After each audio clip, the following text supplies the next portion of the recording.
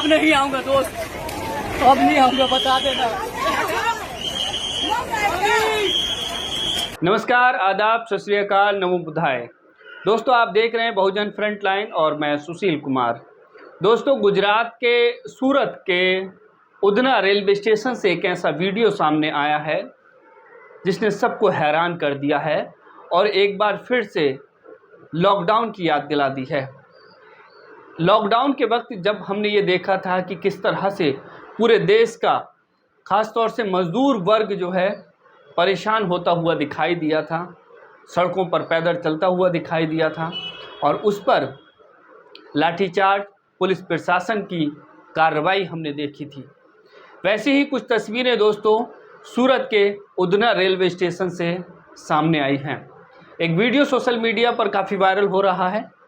दावा ये किया जा रहा है कि वीडियो गुजरात के सूरत यानी कि उधना रेलवे स्टेशन का है और करीब रेलवे स्टेशन पर उस वक्त हंगामा मच गया, भगदड़ मच गई जब करीब हज़ारों की संख्या में यात्री वहाँ पर इकट्ठा हो गए, अपने अपने गांव, अपने अपने शहर, अपने अपने ज़िला जाने के लिए। जैसा कि आपको पता है कि गुजरात एक इंडस्ट्रियल एरिया है, टेक्सटाइल का बहुत बड़ा कारोबार वहाँ पर होता है, कपड़ा उद्योग, और पूरे देश भर का मज़दूर वर्ग गुजरात में अपना पेट पालने के लिए, रोजी रोटी कमाने के लिए जाते हैं।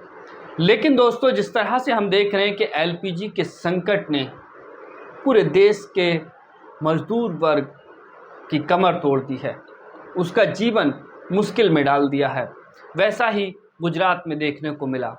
गुजरात में बढ़ती महंगाई और एलपीजी की किल्लत के चलते लोग अपना नौकरी छोड़ने पर मजबूर हैं और वो अपने अपने गांव जा रहे हैं।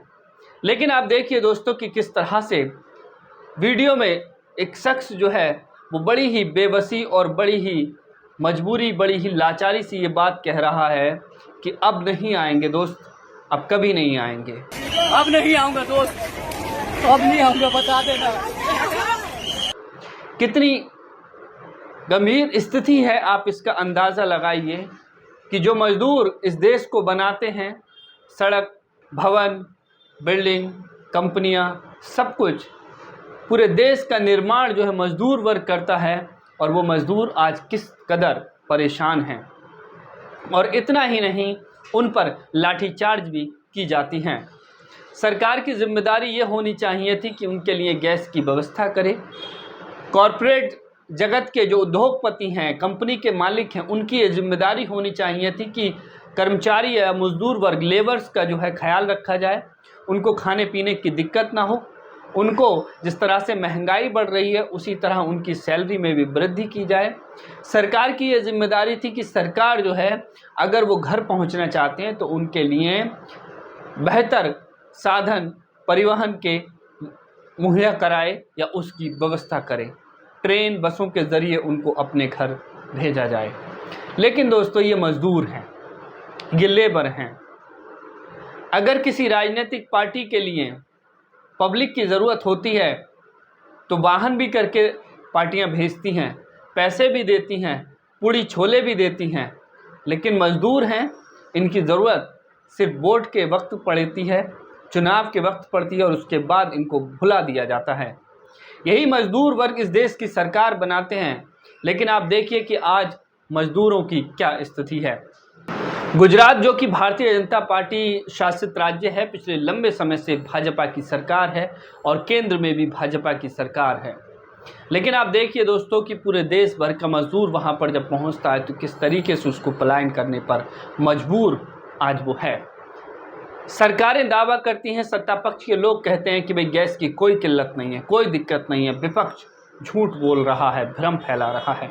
लेकिन आप देखिए कि एक रेलवे स्टेशन पर 22-23 हज़ार लोगों की भीड़ इकट्ठा होती है मज़दूरों की, और वो अपना नौकरी छोड़ने पर मजबूर हैं, अपने घर जाने की उनके अंदर परेशानी है, बेचैनी है। तो आप देखिए कि किस तरह के हालात दोस्तों इस वक्त हैं। और ऐसी रिपोर्टिंग करने पर दोस्तों कई चैनलों को बंद कर दिया जाता है, उनकी आवाज़ दबा दी जाती है, जो इस देश के मज़दूर वर्ग की, जो इस देश के जो श्रमिक हैं, जो मेहनतकश लोग हैं, उनकी आवाज़ उठाने की कोशिश करते हैं। अभी हमने नोएडा में भी देखा दोस्तों कि किस तरह से सैलरी बढ़ाने को लेकर के तमाम लेबर्स ने विरोध प्रदर्शन किया, लेकिन उसके बदले हुआ क्या? सरकार और पुलिस प्रशासन के द्वारा उल्टा उन्हीं कर्मचारी या उन्हीं लेबर को जो है गिरफ्तार कर लिया गया। तमाम लोगों को जो है उनके खिलाफ मुकदमे दर्ज कर दिए गए। मतलब जो अपना हक मांग रहा है, जो अपना अधिकार मांग रहा है, उस पर लाठीचार्ज होती है, उस पर मुकदमा होता है, उसके खिलाफ कार्रवाई होती है।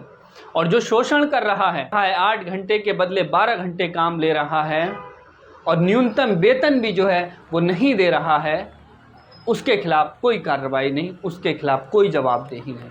तो ये जो है माहौल जो है बन गया है। पहले जनता को मजबूर किया जा रहा है, उकसाया जा रहा है कि वो सड़कों पर उतरती है, हिंसक घटनाएं होती हैं और उसके बाद उन्हीं के खिलाफ कार्रवाई कर दी जाती है। गुजरात से ये जो वीडियो सामने आया दोस्तों, बड़ा ही भयावह स्थिति है कि किस तरह से लोग जो है 2 वक्त की रोटी कमाने के लिए अपना गांव छोड़ करके परदेश पहुंचते हैं, परदेश जाते हैं, लेकिन वहां भी सरकार और जो कंपनी मालिक हैं, जिनकी जिम्मेदारी होनी चाहिए थी कि अपनी लेबर्स, अपने जो कर्मचारी लोग हैं, उनके खाने पीने की, उनके रहने की व्यवस्था की जाए, वो भी जो है ऐसे विपरीत परिस्थितियों में उनका साथ नहीं दे रहे हैं। सरकारें दावा करती हैं कि भाई कोई दिक्कत नहीं है, गैस की कोई किल्लत नहीं है, लेकिन तस्वीरें आपके सामने हैं। इससे पहले हमने देखा था कि दिल्ली में भी तमाम लोग जो है अपना जो है दिल्ली छोड़ करके गांव, अपने घर वापस चले गए थे। तो ये हालात दोस्तों अभी भी जो है बने हुए हैं। हालांकि मेनस्ट्रीम मीडिया ये इन मुद्दों को, इन खबरों को नहीं दिखाता है, लेकिन सच जो है कभी भी छुप नहीं सकता। सच अपने आप जो है वो जगह बना ही लेता है और सामने आ ही जाता है। तो आप देख सकते हैं कि किस तरह से जो है गुजरात की ये घटना सामने आई है। बहरहाल हम तो ऐसे में यही उम्मीद करते हैं कि सरकार मज़दूरों के हित की परवाह करे, उनका ख्याल रखे। अगर मज़दूर अपने घर जाना चाहते हैं तो स्पेशल ट्रेनों की व्यवस्था की जाए, उनको बेहतर सफ़र मुहैया करा करके उन्हें उनके मंजिल तक पहुंचाया जाए, उनके घर पहुंचाया जाए। कंपनी मालिकों को जो है, अगर मज़दूर ही कंपनी में ना रहेगा तो कंपनियां कैसे चलेंगी और फिर कंपनी मालिक कैसे कंपनी मालिक बन सकेंगे।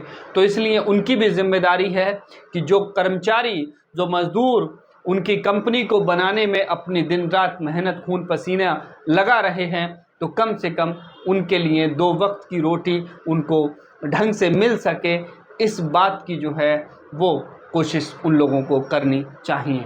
तो फिलहाल दोस्तों इस वीडियो में सिर्फ इतना ही। आप लोगों की क्या राय है कमेंट करके ज़रूर बताएं। शुक्रिया।